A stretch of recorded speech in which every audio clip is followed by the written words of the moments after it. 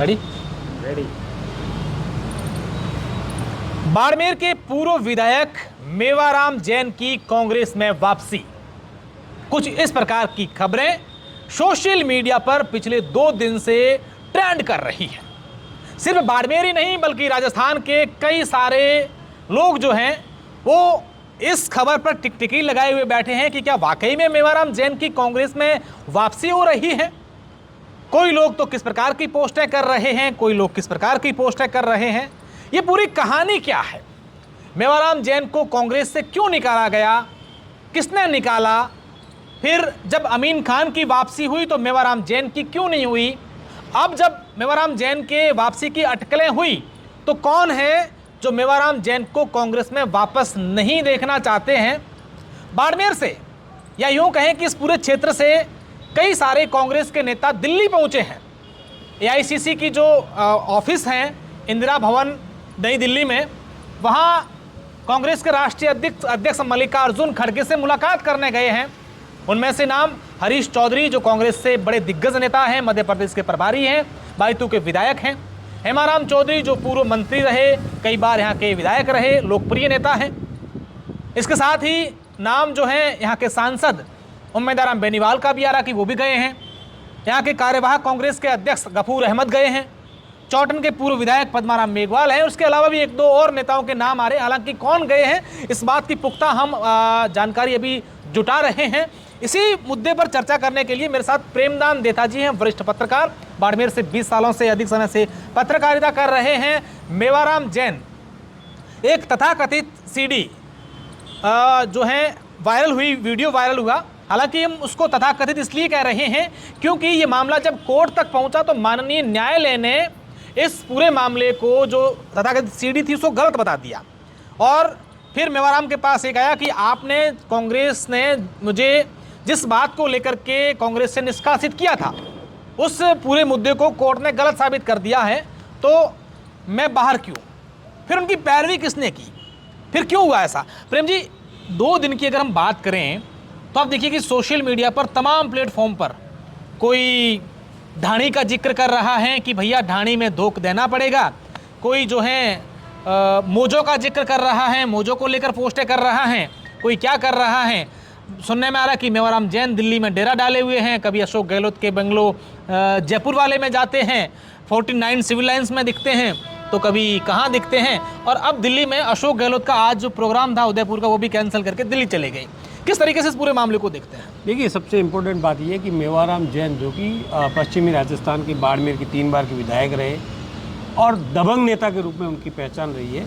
कई बार ये भी रहा कि सत्ता के नज़दीकियों के कारण कई नेताओं को उनकी जो कार्यशैली थी वो अखरी भी, और उसी के चलते जब ये जनवरी 24 में जब इनका मामला सामने आया, जिसको हालांकि बाद में कोर्ट ने उन्हें बाइज्जत बरी भी किया, लेकिन वो जो मामला था उस मामले को लेकर के यहाँ के जो कांग्रेस के नेता थे उन्होंने ही उसी का विरोध किया और उसके बाद में कांग्रेस ने उनको पार्टी से निष्कासित किया। तो अमीन खान की वापसी और मेवाराम की वापसी में कहीं न कहीं भेद है, क्योंकि अमीन खान के ऊपर पार्टी विरोधी गतिविधि का उनके ऊपर आरोप लगा था, जिसके बाद में उनको, क्योंकि उससे पहले विधानसभा में हम बात करें तो वो फतेहखान पे लगा और ऐसे कई नेताओं पे लगा, उनकी वापसी हुई लोकसभा में। तो अमीन खान की वापसी में और मेवाराम की वापसी में कहीं न कहीं भेद फर्क है। लेकिन इसी बीच में अगर स्थानीय नेताओं को इस बात को लेकर के कोई सरोकार नहीं होता, उनका कोई विरोध नहीं होता, तो कोई बात नहीं। पार्टी इस तरीके के पहले भी हमने कई ऐसे केस देखे हैं जिसमें इस तरीके के जिनके ऊपर एलिगेशन लगा तो पार्टी ने उनको वापसी भी करवाई। लेकिन इसी बीच में सबसे इम्पोर्टेंट बात यह कि बाड़मेर के जो कांग्रेस के दिग्गज नेता है वो नहीं चाहते कि मेवाराम जैन जिला मुख्यालय की राजनीति में वापस से सक्रिय हो। नहीं, रीजन ये जो कांड हुआ है ये है या फिर पॉलिटिकली इसका कोई और कारण है? क्या समझते हैं आप? सबसे इम्पोर्टेंट बात तो ये है कि जो कांड हुआ है वो तो अपने आप में एक अलग चीज़ है, लेकिन उसके पीछे की राजनीति में कई बातें और भी होगी। ये बात नहीं है कि नहीं है। कई लोग ये चाहते हैं कि नहीं, मेवाराम जिस तरीके की यहाँ की राजनीति करते हैं, जिस तरीके से वो, वैसे यूँ कहे तो पब्लिक के साथ में उनका जुड़ाव भी रहा है, तो उनको लगता है कि यहाँ बाड़मेर में एक बार वापस से स्थापित हो जाएंगे। बड़ी मुश्किल से राजनीति अपने आप में होता ही 6 माह का खेल है जिसके अंदर कौन सा दाव कब चलाया जाए तो उसको चलते रहते, राजनेता कहते ही इसीलिए।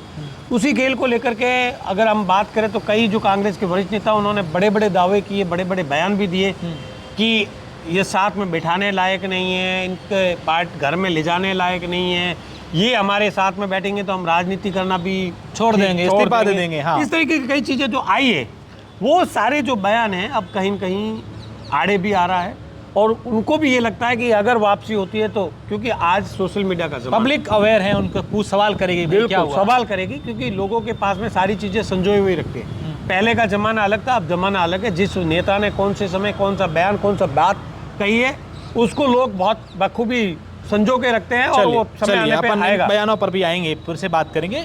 आज की अगर घटनाक्रम की बात करें, क्योंकि कल से जब ये खबरें चली हैं कि कांग्रेस जो है आला कमान ने उनको स्वीकृति दे दी है, उनकी जो बात थी उनको सुन लिया है, अब औपचारिकता बाकी रही है उनके पुनः वापसी को लेकर के, और जो आदेश है वो बाहर आना है, बस इतना सा काम बाकी रहा है, बाकी सब कुछ हो गया है।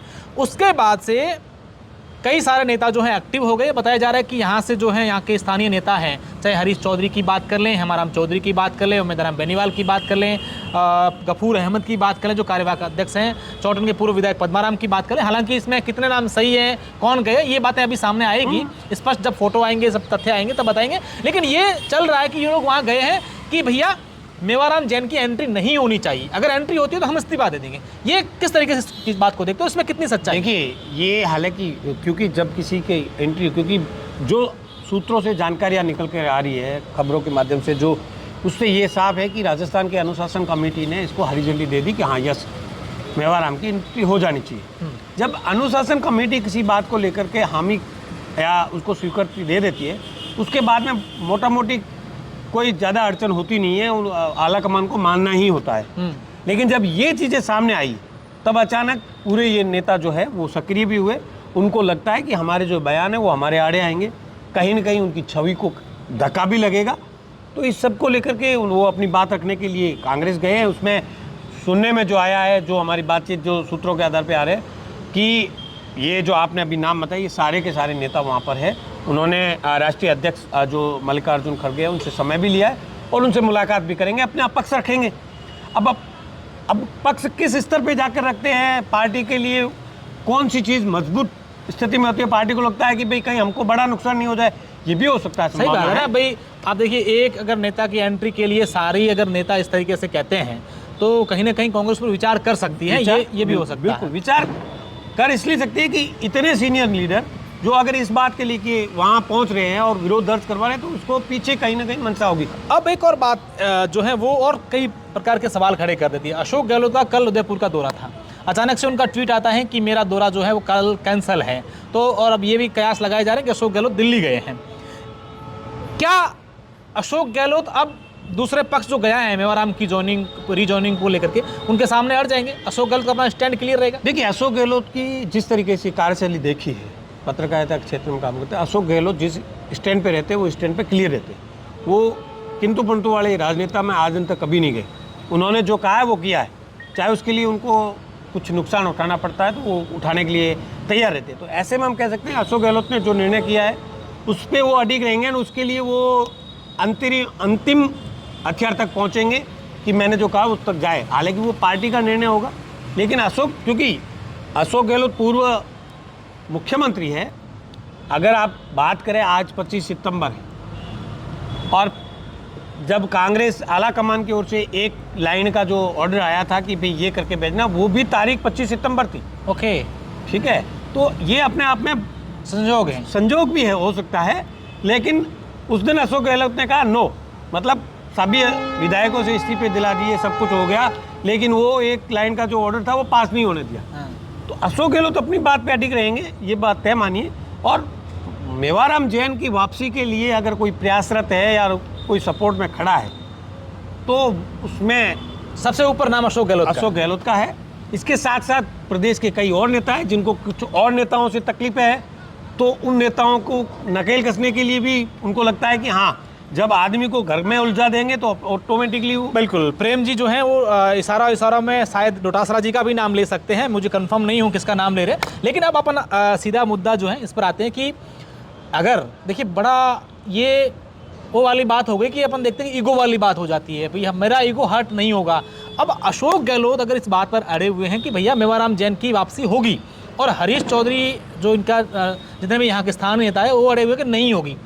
अब अगर ऐसे में उनकी हो जाती है एंड उनकी वापसी, तो हरीश चौधरी के लिए इस क्षेत्र में एक कम से कम ये तो होगा कि भाई थोड़ा सा इसमें सबसे इम्पोर्टेंट बात ये कि हरीश चौधरी का जो कद है वो बढ़ चुका है। पश्चिमी राजस्थान में जो कद है, उस कद के नेता के लिए अगर, क्योंकि उनके जो बयान है सीरियल वाइज अगर आप बयान देखोगे, उनके बयानों के बाद में अगर वापसी होती है तो उनको बहुत बड़ा झटका लगेगा। ये एकदम बहुत साफ, बाकी किसी को लगे न लगे, हरीश चौधरी को बड़ा झटका लगेगा, क्योंकि उन्होंने साफ तौर से ये बातें मंच से कहा है, सार्वजनिक मंच से कहा है कि वापसी नहीं हो सकती, ऐसे लोगों को मंच साझा नहीं कर सकते। तो ऐसे में, क्योंकि अगर हरीश चौधरी जब CWC सदस्य कहे, MP के प्रभारी करे, पंजाब के प्रभारी रहे, सांसद रहे, मंत्री रहे, कई बड़े नेता रहे, बड़े नाम में आता है कि राजस्थान के अगर 4-5 के नेताओं की गिनती हम करें, कांग्रेस के बड़े नेताओं में तो उनका नाम भी है, उनका नाम है।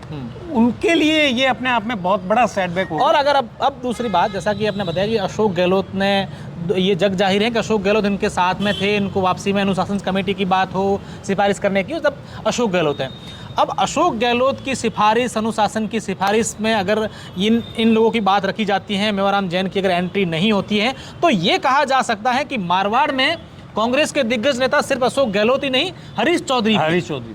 हाँ। मैं यही कह रहा हूँ, ये वर्चस्व की लड़ाई, मैंने आपको पहले कहा, इन दोनों के बीच में वर्चस्व। आज की तारीख में लड़ाई जो चल रही है, मेवाराम नहीं, आज की तारीख में लड़ाई जो चल रही है वो ये चल रही है, वर्चस्व की लड़ाई है कि पश्चिमी राजस्थान का बड़ा लीडर कौन। आपने अगर लोकसभा चुनावों के दरमियान बयानबाजी देखी होगी तो वो भी साफ साफ बयान थे, कई तरीके के, उसमें सीधा निशाना था। तो ये एकदम लड़ाई ऐसा नहीं है कि बहुत साइलेंट वे में चल रही है, बहुत पब्लिकली भी है। हालांकि कई बार वो भी नाम नहीं खोलते तो हम भी नहीं कहते, लेकिन लड़ाइयाँ साफ जाहिर होती, पब्लिक समझती है। अब जनता, ये नहीं है कि आप इशारों में बात करो लेकिन जनता नहीं समझे, जनता सब समझती है, सब समझती है। तो इसीलिए ये साफ है कि वर्चस्व की लड़ाई चल रही है, और उस वर्चस्व की लड़ाई में कौन सफल होगा और कौन बड़ा लीडर बनकर के उभरेगा, ये देखने वाली बात होगी। बहुत अच्छी बातें प्रेमदान जी के साथ हुई, ये पब्लिक है, सब जानती है। इसी फिल्म का एक डायलॉग, गाना जो है मुझे याद आया। इसी बातचीत को खत्म करने से पहले मैं आपसे जरूर जानना चाहूँगा कि आप क्या सोचते हैं, मेवाराम जैन कांग्रेस में वापस आ जाएंगे? बात मेवाराम जैन की नहीं है, जैसा कि प्रेमदान जी ने बताया कि बात यहाँ पर वर्चस्व अशोक गहलोत वर्सेज हरीश चौधरी के वर्चस्व की लड़ाई है। देखने वाली बात होगी कि कौन यहाँ जो बाजी मार जाएगा, और इसके बाद क्या मेवाराम जैन की कांग्रेस में वापसी होती है तो क्या बाड़मेर में एक बार फिर से वो अपने आप को स्थापित कर पाएंगे? क्या उनकी जो पुराना मुद्दा रहा है, पुराना जो मामला रहा है जिस कारण उन्हें हटाया गया, वो उनके आड़े आएगा? क्या एक बार फिर सोशल मीडिया पर इस प्रकार की सुर्खियां होगी? ये देखने वाली बात होगी। धन्यवाद।